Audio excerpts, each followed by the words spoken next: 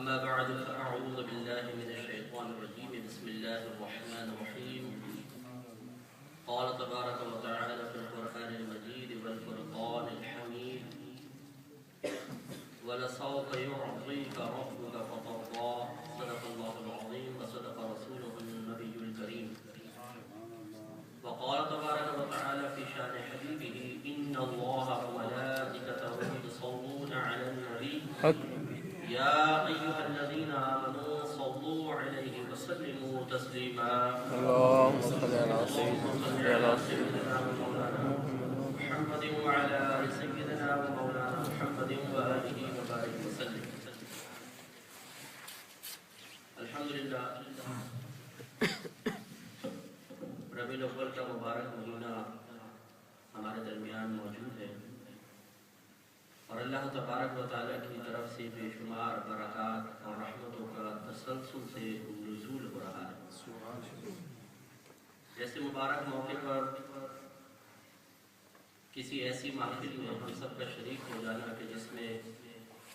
نبی کریم صلی اللہ علیہ وسلم کی محبت میں اضافے کی کوشش پاکیزہ کی جا رہی ہو، بہت بڑی سعادت کی بات ہے. یہ مجھے بتایا جا رہا ہے کہ بھائی لیاقت صاحب نے اپنے والد حاجی دیوان علی صاحب کے ایصال ثواب کے لیے یہ محفل کا انعقاد کیا ہے اور یہ بہت بڑی ان کے لیے سعادت کی بات ہے کہ جب کوئی ایسے متبرک مقام پر پہنچے کہ جہاں اللہ تعالیٰ کے کسی پاکیزہ اور نیک بندے کا ذکر ہو رہا ہو، تو اسرار المرفوعہ میں مولا قاری صاحب رحمۃ اللہ علیہ نقل فرماتے ہیں کہ اس محفل پر اللہ تعالیٰ کی خاص رحمتوں کا نزول ہوتا ہے. سبحان اللہ. تو یہ ہو سکتا ہے کہ یہ محفل ہم سب کی اور ان کے والد محترم کی بخشش و نجات کا وسیلہ و ذریعہ بن جائے. میں بہت مشکور ہوں حضرت صاحب کا اور مسجد کی انتظامیہ کا بھی کہ جنہوں نے اس اجتماع کے انعقاد میں تعاون کیا اور اس محفل کے انعقاد کو ممکن بنایا. مختصر سے چند کلمات انشاءاللہ عرض کروں گا اور امید ہے کہ آپ بغور اس کو سماعت فرمائیں گے. حسب امکان کوشش یہ ہوتی ہے کہ جب ہم اپنا قیمتی وقت نکال کر کسی ایک مقام پر حاضر ہونے کی سعادت حاصل کریں تو کچھ سیکھ کر اٹھیں، کچھ سوچ میں کچھ فکر میں تبدیلی پیدا ہو، جو خصوصیات اور نعمتیں اللہ نے عطا فرمائی، جو اوصاف عطا فرمائے ان میں اضافہ ہوگا اور برائیاں ہم سے دور ہوں.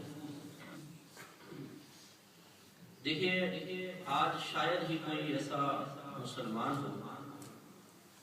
کہ جو کسی نہ کسی جہت سے اللہ تبارک و تعالی کی بارگاہ میں شکوہ شکایت نہ کرتا ہو. کوئی اپنی تندرستی کا شکوہ کر رہا ہے، کسی گھر میں جوان بچیاں ہیں، رشتے نہیں آ رہے، وہ ان کے لیے فکر مند ہے. فکر مند ہونا کوئی بری بات نہیں ہے، لیکن بعض اوقات شکوہ زبان پر آ جاتا ہے. کوئی اپنے قد کاٹ پر، کوئی رنگت کے مسائل پر گفتگو کر رہا ہے. کسی کو دائمی بیماری ہے تو وہ اللہ تعالیٰ کی بارگاہ میں نہ صرف اکیلا خود براہ راست شکایت کر رہا ہوتا ہے بلکہ دوسروں کے سامنے بھی اس کا تذکرہ کر کے معاذ اللہ تعالیٰ کی طرف بے انصافی یا بسا اوقات ظلم کی نسبت کر رہا ہوتا ہے. یہ کیسا انصاف ہے، اللہ نے مجھے بیماری دی، یہ کیسا اللہ نے ظلم کر رکھا ہے ہمارے. یہ جو ہماری زبان پہ شکوہ شکایت جاری ہوتا ہے اس کی بڑی وجہ جہالت تو ہے ہی، لیکن اس سے بڑی وجہ یہ ہے کہ ہم ان نعمتوں پر توجہ کرنا چھوڑ بیٹھے ہیں جو اللہ تبارک و تعالی نے بغیر طلب کیے ہمیں عطا فرمائی، اور وہ اتنی بڑی نعمتیں ہیں کہ ان کے مقابلے میں پوری دنیا بھی مل جائے تو ان کی برابری نہیں کر سکتی. سمجھدار انسان وہ ہے کہ جو کمی نعمت پر توجہ نہ کرے بلکہ اللہ تبارک و تعالی نے جو کچھ عطا فرمایا ہے اس پر توجہ رکھے تو کبھی بھی نہ دل شکوے میں مبتلا ہوگا نہ زبان پہ شکوہ جاری ہوگا. انہی نعمتوں میں سے ایک بہت بڑی نعمت نبی کریم صلی اللہ علیہ وسلم کی امت میں پیدا ہو جانا بھی ہے. اور یہ ایک ایسا انعام ہے کہ آپ نے میں نے اس کے لیے طویل عرصے تک نہ تو کوئی دعائیں کی ہیں، نہ ہم نے کسی بزرگ کے پاس جا کر کہا کہ حضرت آپ دعا کریں کہ ہم نبی کریم صلی اللہ علیہ وسلم کے امت میں پیدا ہو جائیں، بلکہ جب ہم پیدا ہوئے ہماری آنکھ کھلی، ایک مسلمان گھرانے میں اپنی موجودگی کا احساس ہوا، تو ساتھ ہی میں علم ہو گیا کہ ہم آخر نبی کے امتی ہیں، اور اللہ تعالیٰ نے بغیر طلب کیے ہمیں اپنے حبیب کی امت میں پیدا فرما دیا۔ پچھلے بہت سارے نبی بھی گزرے، ان کے پاس رہنے والے، ان پر ایمان لانے والے بہت سے لوگ تھے، وہ بھی سعادت مند ہیں، لیکن ہماری سعادت مندی سب سے بڑھ کر ہے،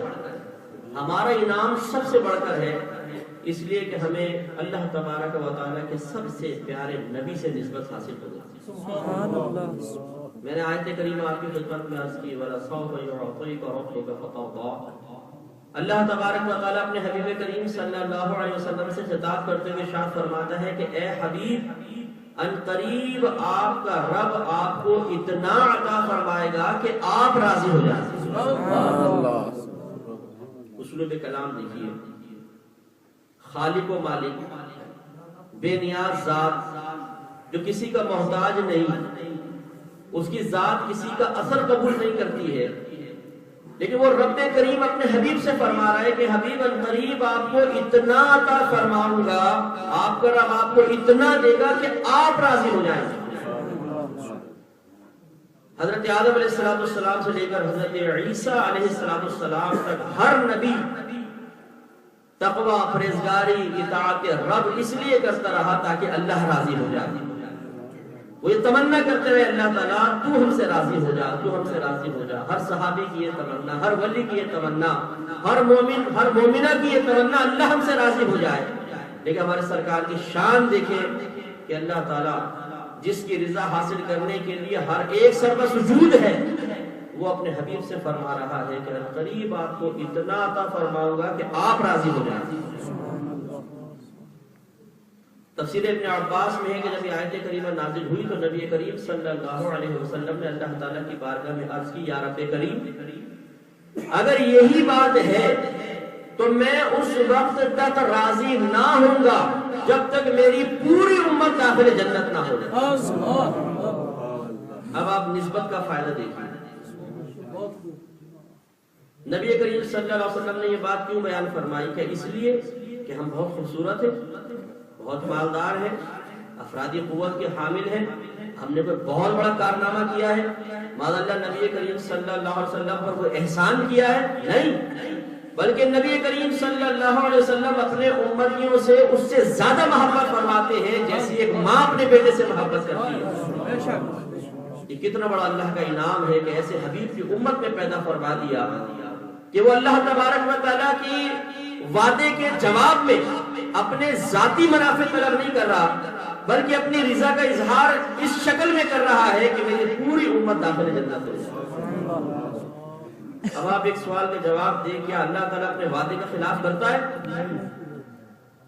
اور کیا نبی کریم صلی اللہ علیہ وسلم اپنی بات کو جھوٹا ثابت فرمائیں گے؟ نہیں، اللہ کا وعدہ ہے حبیب ان قریب آپ کو اتنا عطا فرماؤں گا کہ آپ راضی ہو جائیں گے، اس کا مطلب ہے اللہ تعالیٰ ضرور عطا فرمائے گا تاکہ سرکار راضی ہو جائیں۔ اور سرکار نے کیا عرض کی؟ اے اللہ میں اس وقت تک راضی نہ ہوں گا جب تک میری ساری امت داخل جنت نہ ہو جائے۔ اس کا مطلب ہے کہ اس آیت کریمہ میں اور اس کی تفسیر کے سلسلے میں بیان کردہ حدیث سے بات ثابت ہوئی کہ اللہ تبارک و تعالیٰ اپنے حبیب کو ضرور راضی کرے گا، اور سرکار اس وقت تک راضی نہ ہوں گے جب تک ہم جنت میں داخل نہ ہو جائیں۔ اس لیے معلوم ہوا کہ ہم انشاءاللہ ضرور جنت میں جائیں گے انشاءاللہ۔ اب دیکھیے ہم میں کتنے فاسق بھی ہیں، فاجر ہیں، شرابی ہیں، زانی ہیں، جواری بھی ہوں گے، بے نمازی، ماں باپ کے نافرمان، لیکن ہمارے نبی کریم صلی اللہ علیہ وسلم کی شفقت دیکھیے، محبت دیکھیے، پیار دیکھیے۔ آپ گناہ سے نفرت کرتے ہیں، گناہگار سے نہیں۔ گناہ سے نفرت ہے، گناہگار سے نہیں۔ اپنا بیٹا کتنا ہی برا کیوں نہ ہو، نافرمان اللہ تعالیٰ کا کیوں نہ ہو، اس کے گناہ سے نفرت تو پیدا ہوتی ہے، لیکن بیٹے سے تو نفرت پیدا نہیں ہوتی۔ ایک شفقت ہوتی ہے باپ کی جس سے تعلق قائم رہتا ہے۔ تو کیا یہ اللہ تعالیٰ کا ہم پہ بڑا انعام نہیں ہے تو اس نے اپنے حبیب کریم صلی اللہ علیہ وسلم کی امت میں پیدا فرما کر ہمارے لیے دائمی عذاب کے، دائمی جہنم کے عذاب کے خوف کو ہمیشہ کے لیے دور کر دی۔ اگر ایمان سلامت لے گئے، ہم کبھی بھی اگر خدا نہ خواستہ جہنم میں جائیں گے بھی تو دائمی طور پر کبھی جہنم میں نہیں رہیں گے۔ سیاہ ستہ کی روایات ہیں، نبی کریم صلی اللہ علیہ وسلم فرماتے ہیں میں جنت میں داخل ہو چکا ہوگا تو جبریل امین میرے پاس آئے۔ اب یہ دیکھیں اللہ تعالیٰ کا ایک طریقہ ہے اپنے حبیب کی شان دکھانی ہے، تو اس طریقے سے معاملات ہوں گے کہ جبریل امین آ کر بتائیں گے کہ یار یہ اللہ کے حبیب آپ کے کچھ امتی ابھی ایسے بھی ہیں جو جہنم میں ہیں۔ تو سرکار ارشاد فرماتے ہیں کہ جیسے میں سنوں گا اپنا تہبند سنبھالتا ہوا بھاگوں گا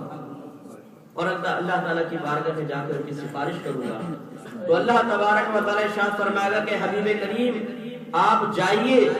اور جس کے دل میں رائی کے دانے کے برابر بھی ایمان موجود ہے اسے جہنم سے نکال لیجیے۔ اللہ سرکار پھر جائیں گے اور وہاں سے اپنے امتیوں کو باہر نکال کر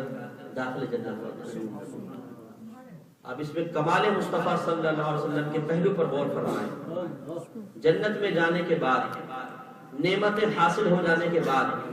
بسا اوقات تو اولاد بھی ماں باپ کو بھول جاتی ہے۔ آپ نے دیکھا ہے جب بچوں کو کوئی یہاں پر آ گیا، ماں باپ پاکستان میں ہیں، اسے اچھی جاب مل گئی، نوکری مل گئی، خوبصورت بیوی حاصل ہو گئی، بعض اوقات ماں بوجھ محسوس ہونے لگ جاتی ہے اور باپ کا سایہ، پھر وہ شیروں کے اندر تو ہم سب ہلاتے ہیں کہ وادی کیا باپ کی شان ہے، لیکن اسی باپ سے بدتمیزیاں جا کے وہی نوجوان کر رہا ہوتا۔ تو ہمیں کچھ نعمت مل جائے تو ہم اپنے قریبی لوگوں کو بھول جایا کرتے ہیں، لیکن اللہ تعالیٰ کے حبیب کریم صلی اللہ علیہ وسلم کے قلب انور کی رحمت جس کا تعلق آپ کی امت کے ساتھ ہے، اس کا معاملہ دیکھیے کہ جنت میں پہنچنے کے باوجود جیسے ہی اپنے امتی کے بارے میں پتہ چلا کہ وہ جہنم میں ہے تو بے چین ہو کر بھاگے۔ اب اتنی سی بات ہے کوئی وی آئی پی شخصیت تو جہنم میں نہیں ہوگی، کوئی پکا فاسق و فاجر ہوگا، بہت ہی بڑا بدکار ہوگا کہ جو لاسٹ میں جہنم سے نکل رہا ہے، لیکن ہمارے نبی کریم صلی اللہ علیہ وسلم اپنے ہر امتی سے محبت فرماتے ہیں، چاہے وہ نیک اور پرہیزگار کیوں نہ ہو، چاہے وہ گناہگار کیوں نہ ہو۔ سرکار وہاں تشریف لے جائیں گے۔ اب یہ کمال کا پہلو یہ دیکھیں، ترمذی شریف کی روایت ہے کہ اللہ تبارک و تعالیٰ نے جہنم کی آگ کو بھڑکایا، بھونکا تو وہ سرخ ہو گئی، پھر 1000 برس تک اس کو جلایا گیا تو سفید پڑ گیا، پھر 1000 برس تک جلایا گیا تو سیاہ ہو گئی۔ اب جہنم کی آگ بالکل سیاہ، یعنی اندھیرا اندھیرا ہے بالکل، اگر جہنم میں جھانک کر ہاتھ کو ہاتھ سجائی نہیں دے گا۔ اور ایمان دل کی ایک کیفیت کا نام ہے، اگر ہم دل سے نبی کریم صلی اللہ علیہ وسلم جو کچھ اللہ تعالیٰ کی طرف سے لے کر آئے اسے حق اور سچ سمجھیں گے، اس کا نام ہے ایمان، اور وہ شخص مومن کہلائے گا۔ گویا کہ ایمان ایک قلبی کیفیت کا نام ہے، ایک قلبی یقین کا نام ہے۔ ہاں اسلام ظاہر کا نام ہوتا ہے، جب ہم زبان سے اس کا اقرار بھی کر لیں گے تو مسلمان کہلائیں گے۔ تو معلوم یہ ہوا کہ جہنم سخت اندھیری، اس میں کروڑوں لوگ جس میں سرکار کی امتی بھی ہے، اور اس کے دل کی ایک کیفیت جس کو ایمان سے تعبیر کیا گیا، اس کے بارے میں اللہ تعالیٰ فرما رہے حبیب کسی کے قلب میں رائی کے دانے کے برابر بھی ایمان موجود ہے تو نکال کر لے آئی۔ اب جہنم میں جھانکنا، اس اندھیرے میں سے پہلے اپنے امتی کو پہچاننا، پھر اس کے قلب میں جھانک کر اس کے ایمان کی کیفیت کو جاننا اور پھر اس کو باہر نکالنا۔ اب غور فرمائیں کہ جس وقت سرکار ایسے خطرے میں پھنسے ہوئے کو فرمائیں گے باہر نکلا تو اس کی خوشی کا عالم کیا ہوگا۔ مایوسیوں میں غرق شخص سے مثال کے طور پر آپ پہ خدا خاصہ کسی پہ لاکھوں پاؤنڈ قرضہ ہو گیا، اس کی کمپنی دیوالیہ ہو گئی، حتیٰ کہ اس نے خودکشی کا ارادہ کر لیا، زہر ہاتھ میں لے کے بیٹھا ہوا ہے کہ اچانک دروازہ بجا، زہر چھپایا۔ ایک دوست نے کہا کہ یار مجھے پتا چلا تم بڑے کرائسس میں لو، میں تمہیں کروڑوں روپے دیتا ہوں، قرضہ اتارو۔ اس شخص کی خوشی کا عالم کیا ہوگا کہ ایک لمحہ تھا کہ وہ زہر کھاتا اور ہلاک ہو جاتا، لیکن اللہ نے غیب سے امداد عطا فرمائی تو اس کی خوشی کا عالم کیا ہوگا۔ تو وہ امتی جو جہنم میں جانے کے بعد تقریباً مایوس ہو چکا ہوگا،